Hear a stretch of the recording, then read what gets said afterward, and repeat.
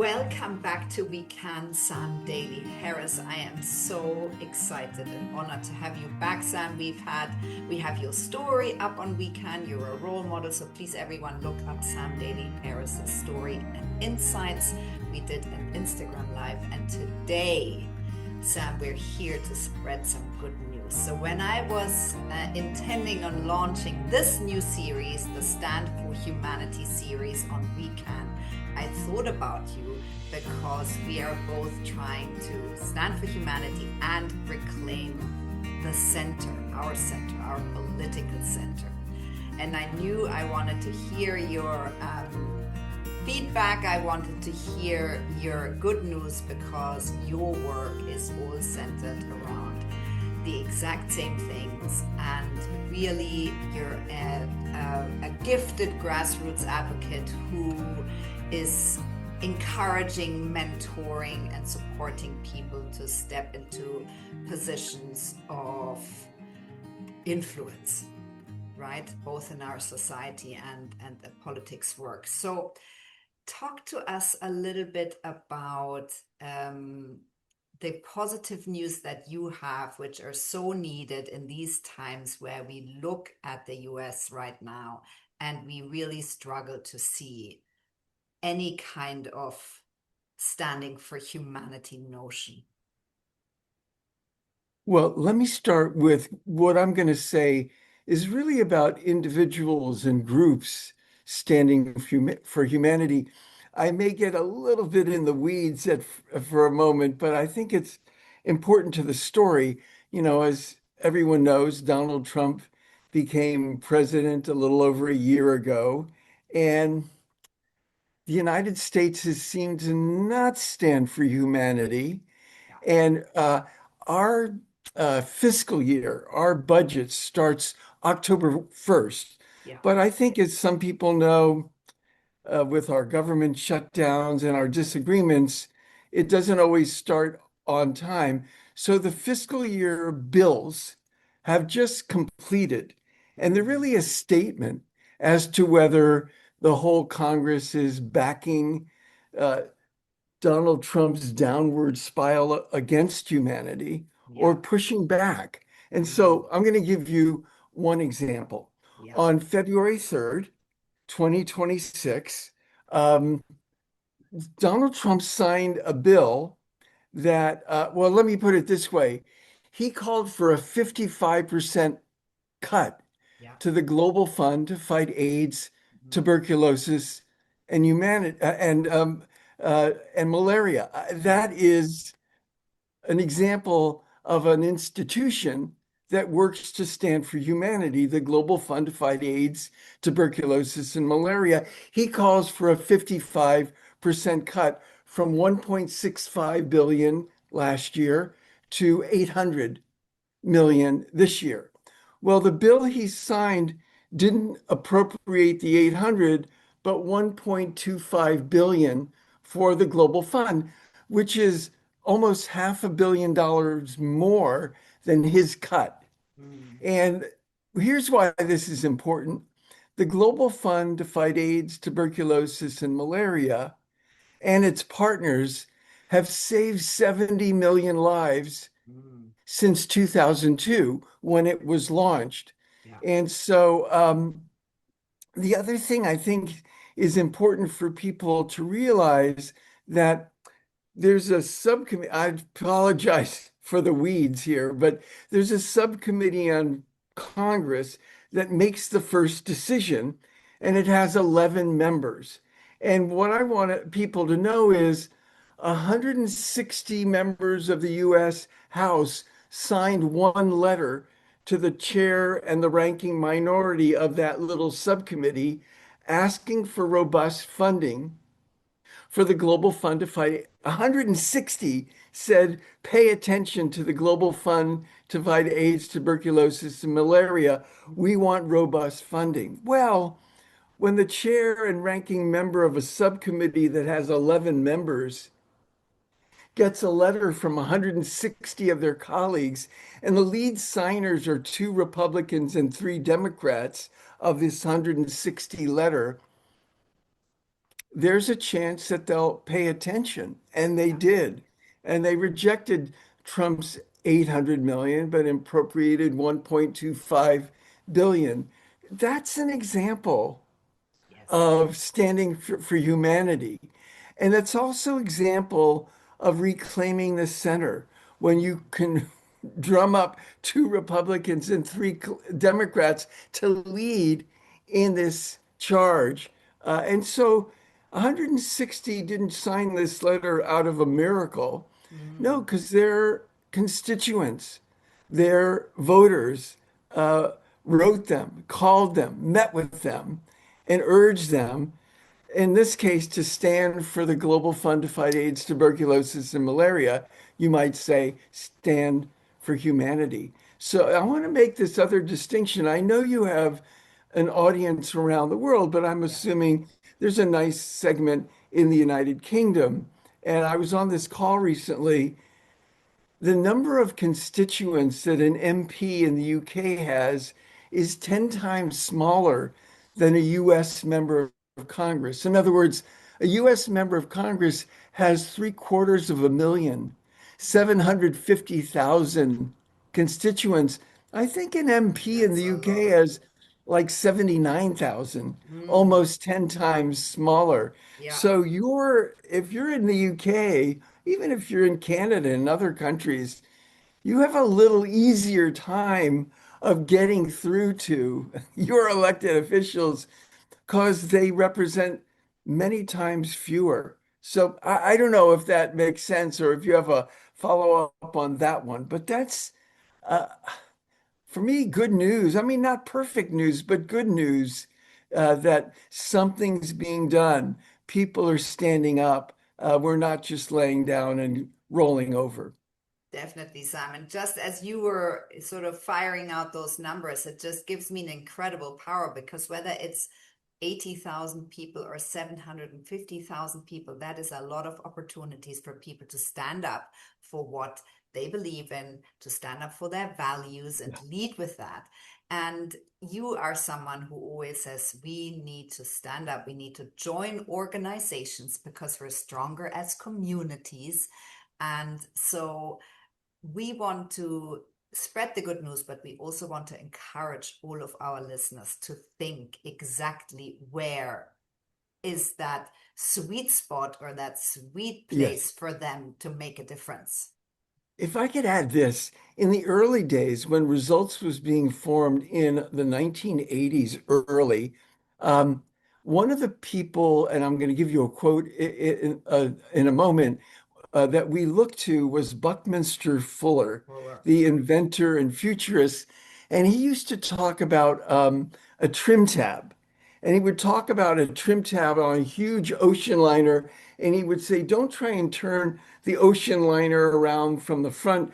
Don't even try and turn from the huge rudder. Find the trim tab at the end of the rudder, turn that, and then the rudder will turn, and then the whole ship. And he would say, with regard to the ship of state, government, don't try and push it around from the front. Don't even try and find the trim tab and turn that. And so is the trim tab your member of Bundestag or your member of parliament or your member of Congress? Is a trim tab a letter to the editor? Is a trim tab talking to a community leader about the issue you're concerned about? So trim tab and finding the trim tab was important to us in the early days and now. yeah, definitely. Sam, you gave us one example. I want you to name at least another one because you told me at least of five different examples, I think, of Yeah. where Congress has made a difference and really went against what President Trump wanted to sign into law, right? So I think we need to Yes. give a couple more examples because these are really important examples, Yes. So which, so yeah. when you say examples of where Congress made a difference, I want people to remember the House is led by Republicans Mm. and the Senate is led by Republicans. And so if there was pushback, it wasn't necessarily easy or guaranteed. So I'm going to give you another example. Uh, Maternal and child health, and I'm going to stick with health right now. We can give another one in the environment. Maternal and child health in our foreign assistance program has been part of an initiative that's seen a 66% decline in global child deaths over the last 42 years. Well, enter Elon Musk and his Doge and et cetera. And the decline in child deaths can be seen to increasing. Well, here's an example. Last year, the maternal and child health account was funded at $915 million. And President Trump for this year called for a 91% cut to $85 million. Well, he signed a bill on February 3rd that kept it at 915 million, no cut in the bill. And so let me give people again an idea that doesn't come out of nowhere. In this case, a different letter signed by 128 members of the House, Republicans and Democrats, led in this case by the same two Republicans and two different Democrats, were sent to these top appropriators, the leader of the committee and the ranking minority. I think in the UK you'd call them uh, the loyal opposition, but in our Yes. case we call them the ranking minority. A committee of 11 that's going to make the first decision gets a letter from 128 of their colleagues saying protect maternal and child health. Well, the bill that was signed in was not a 91% cut. It was a 0% cut, and it was the full $915 million. And so that's, I don't want to overstate it. They screw other things up too, but that's Congress taking a stand. In this case, you might say rejecting Trump's cuts and, in a sense, forcing him to sign a bill that was the opposite of Exactly. what he proposed. And again, I would say constituents found the trim tab, the meeting with the member of Congress, the letter to the editor, the Mm. phone calls in our case to Washington, and they took a stand for maternal and child health globally. And so they're members of Congress, not all of them, but certainly 128, and then the subcommittee, and then the full committee, and eventually Trump had to sign it into law. Yeah. And so And this is people don't often know about news, this. yes, and it's news that we don't necessarily hear because we seem to have a media that's predominantly supporting misinformation or these sort of, Yep, politician quotes that offend us and shock us. And yep, so I am so excited. There is more good news in the total global health and in Gavi and in nutrition. And so we want people to really look for the information because there is good news, and there is good right. news because of people who fight for what is right every single day for us, with us, and certainly we're called to take action.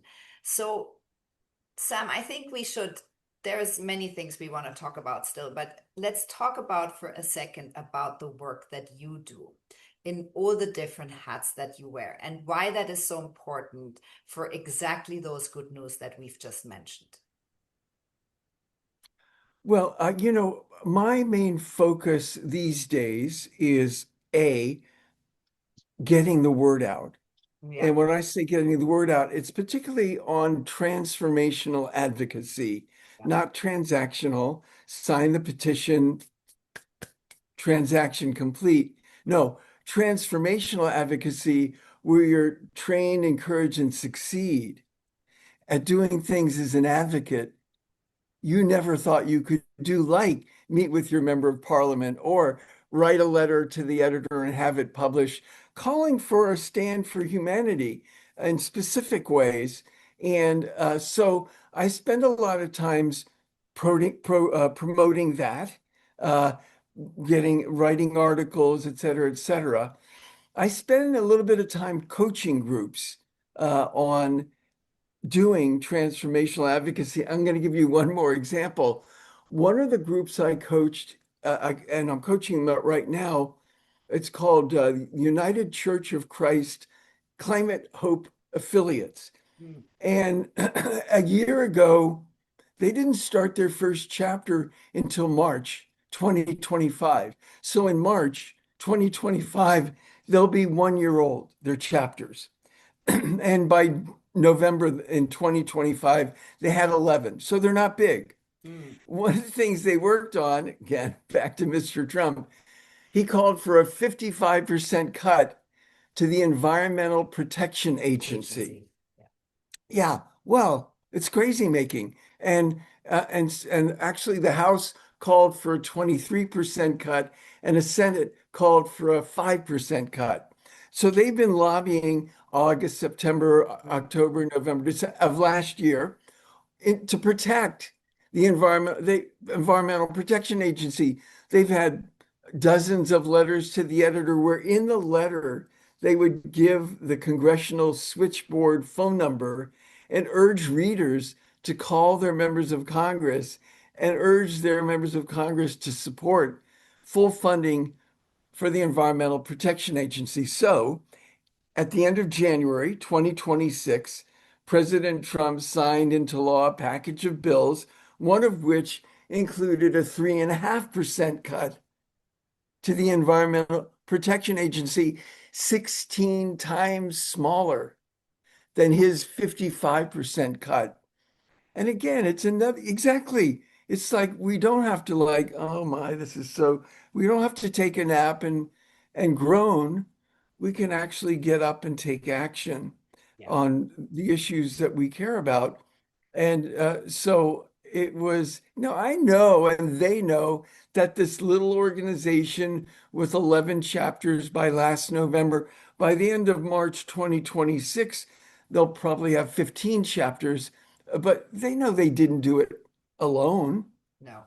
But they knew their letters were published. They knew they had meetings with their members of Congress or their aides.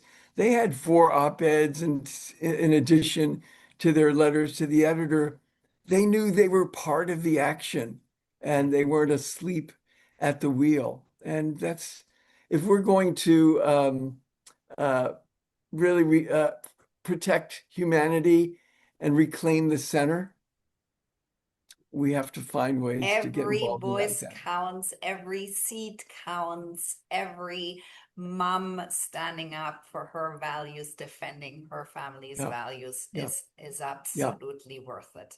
yeah. Talk to us a little bit about the people. We spoke about Rutger Bregman, who is with his book Moral Ambition, Stop Wasting Your Talent and Start Making a Difference. He's all over the media right now. He's all over the universities.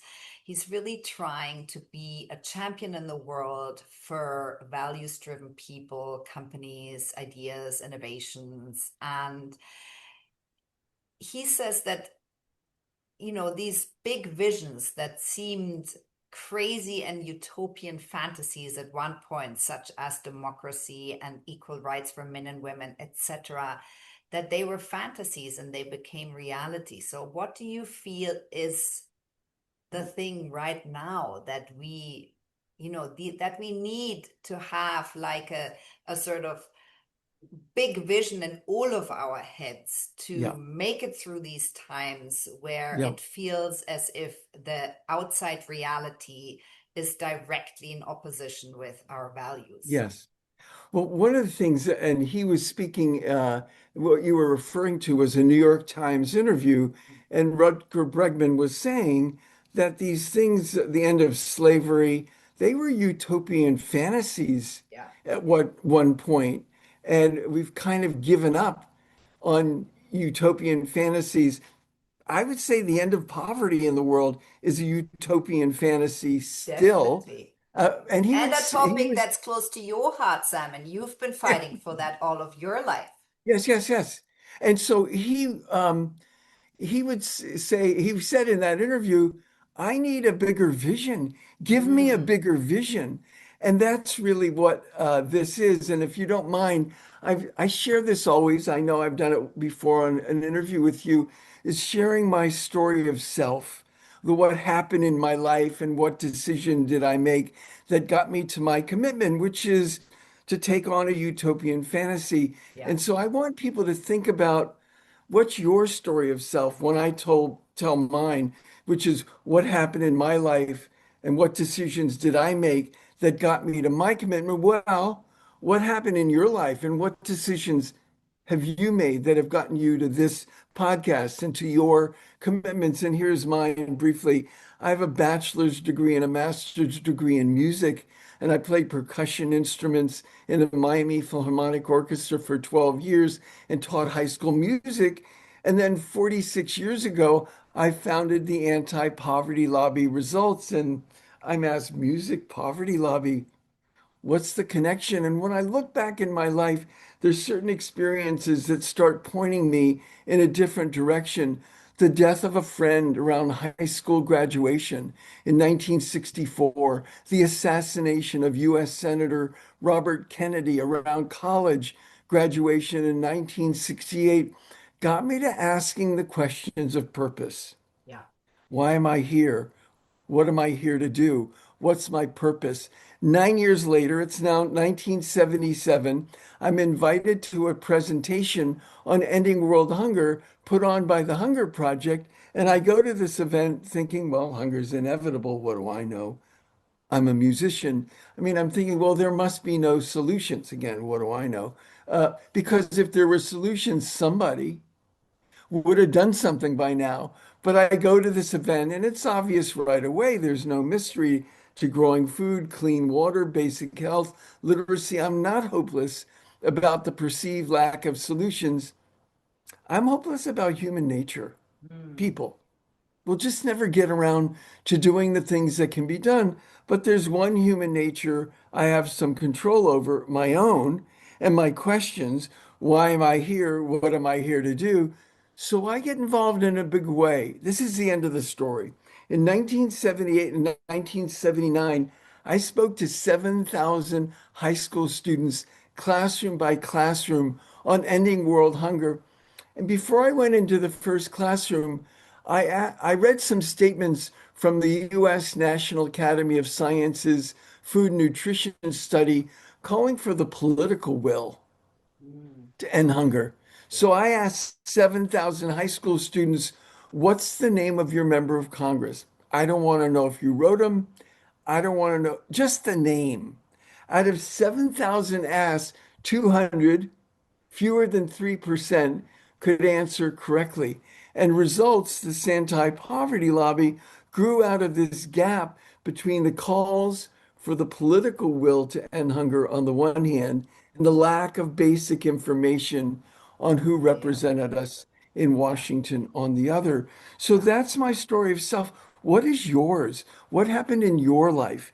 And what decisions have you made that got you to your commitment? And share your story. Maybe you need to write it down and get a little more clarity about it, but do that and share it with others. Inspire others with your story of self. Definitely. Sam, this basic information that you were just mentioning is really something that we're lacking in these times. And I think that the media has a massive responsibility in the kerfuffle that we're in right now, where we see extremism on the rise, in many parts of the world. Could the measures be to bring about change here? Because that the two of us are now talking about this positive news is really important, but really everyone in the media should have Yeah. reported these Yeah. facts. That's Well, basic information.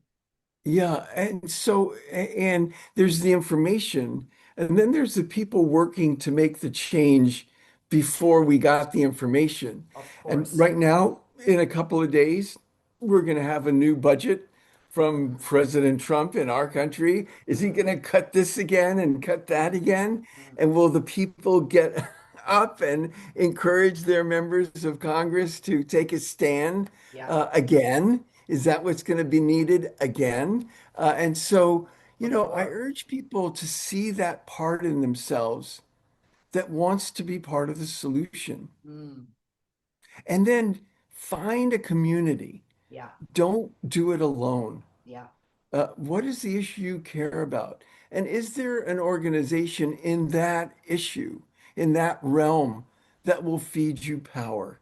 And find ways to connect with those kinds of organizations.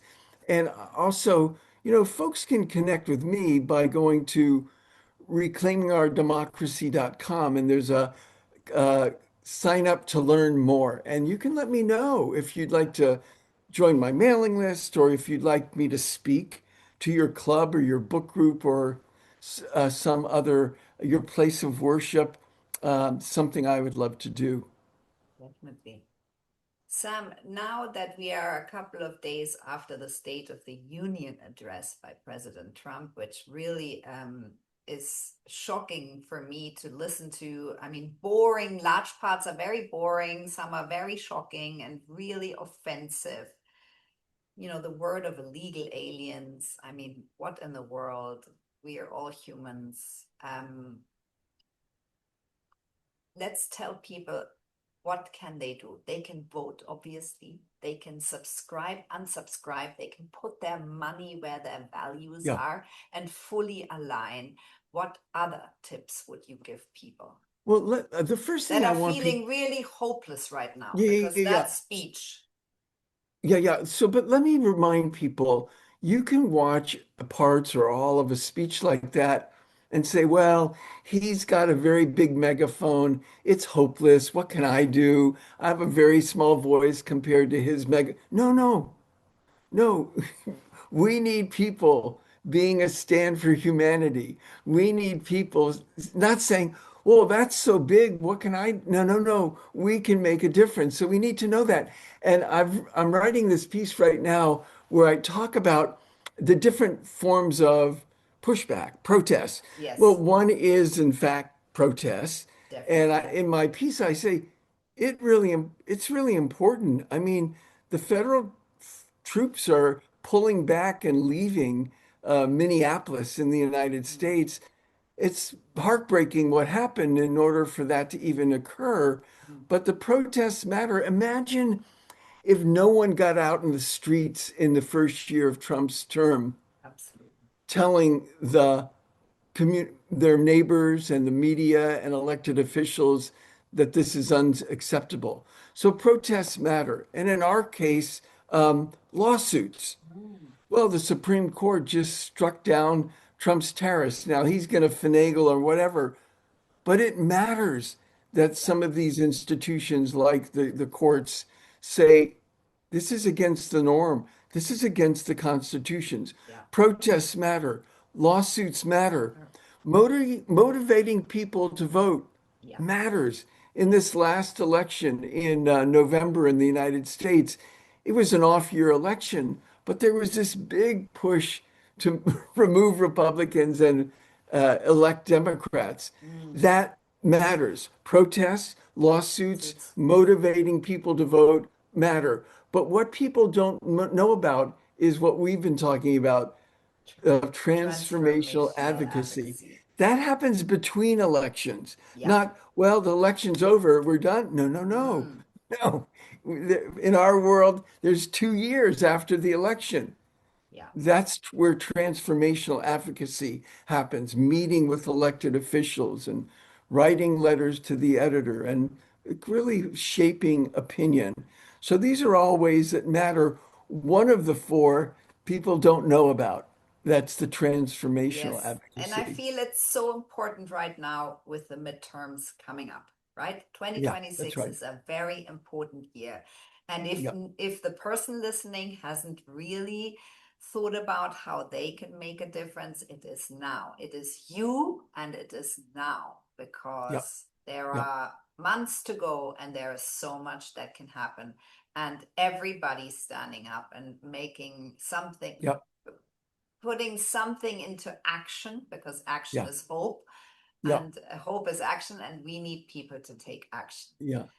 So this transformational advocacy, If Right. a citizen in the US right now listening that is inspired, what are the easiest steps? Yes. So going to reclaimingourdemocracy.com and clicking on sign up to learn more, I can help you get connected to one of the groups I've been talking about or one I've not been talking about. Uh, that's one way. I Yeah. mean, my book, Reclaiming Our Democracy, the subtitle is Every Citizen's Guide to Transformational Advocacy. Mm. And there are ways that you can, there's a, a basically an activist handbook in the middle of the book of 4 chapters of how do you do this and how do you do this and how do you do that. So that's another way to take a step forward. Sam, is there anything, any stone we've left unturned for now? Well, the global health in the U.S. budget was $10 billion last year, and Trump called for a cut to 3 billion, and Congress appropriated 9.5. Mm. So there's a clear rejection of Trump's gutting of global health. Why? What's in it for Congress to, reject Trump in that way? Mm. I say it's partly because their constituents, not all of them, but some small number, reminded them why they ran for Congress in the first place. Mm. You could say it's a very small action to push back on Trump in that way. It's not small to the 13,100 children who die every day from preventable Diseases. malnutrition and disease. Mm. And so, yeah, it's in one of my pieces, I say, it's foreign aid, for God's sake. What does Congress get out of pushing back to Trump? And I think it's because, there's some gut awareness. I don't, they came into Congress never having heard of the Global Fund Mm. to fight AIDS, TB, and malaria. And one place they learned about it was from their constituents. Let me say one other thing before we go, and this can be discouraging or it could be encouraging. And it's when Zoran Mamdani was elected mayor in New York City, it was the largest turnout of voters since 1969. Mm. And yet, only 42% of New York City's registered vote. It was the largest turnout since 19, and only 42% of registered Didn't voters vote. voted. 58% didn't vote. That's Now, more than that could be half. discouraging. It also could be, well, like people are asleep still. Yeah. And if you get in there and get involved, you can make a difference. I'll give you one more startling statistic. On December 9th, Miami voted for its first Democratic mayor in nearly 30 years. Now, it was December 9th. It was a runoff. It was an off year and a runoff election. Only 20% of voters voted.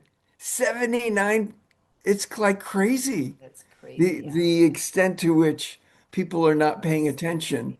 Absolutely. Uh, but that's also an opening for people who do get involved to like Yeah. turn a few more votes this way or that way, that your voice can make a difference. I always call it the American slumber party, Yes. and that you can make a difference in waking some folks up Yeah, and in you can that make a slumber party. difference with your children, with your parents, so in your families, in your Yep, small communities, in your churches, and yep, it's really there is such an incredible opportunity with those numbers that can only be improved. And so everyone is called, wake up, let's fight for basic information, let's make our voices heard. And Sam, I'm so grateful yep. for all the work you do, for this decades and decades of experience and transformational advocacy that in the end brings about these good news that we spoke about today. Yeah, I'm thrilled to be with you.